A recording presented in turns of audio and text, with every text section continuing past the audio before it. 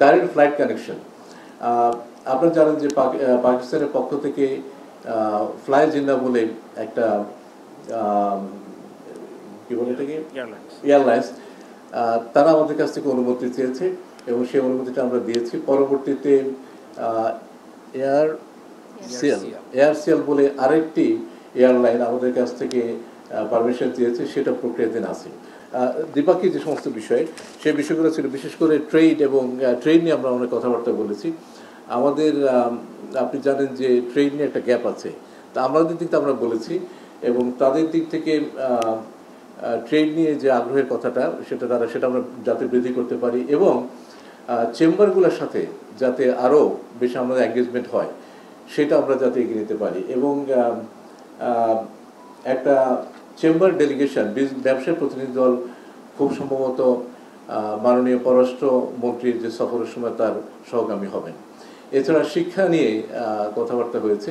তারা তাদের যে বিশ্ববিদ্যালয়গুলো, সেই বিশ্ববিদ্যালয়ে আমাদের ছেলেপেলেদের পড়াশোনার যদি আগ্রহ থাকে সেখানে যেতে পারে।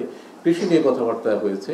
কৃষিক্ষেত্রে তাদের যে সমস্ত গবেষণা ক্ষেত্র আছে সেই গবেষণা ক্ষেত্র এবং আমাদের যে গবেষণা প্রতিষ্ঠান আছে তাদের মধ্যে সহযোগিতা হতে পারে। মাননীয় প্রধান উপদেষ্টার সফর নিয়ে কোনো কথা হয়েছে কিনা, আমরা আপাতত পাকিস্তানের মাননীয় ডেপুটি প্রাইম মিনিস্টার এবং পররাষ্ট্রমন্ত্রীর তার সফর নিয়ে কাজ করছি।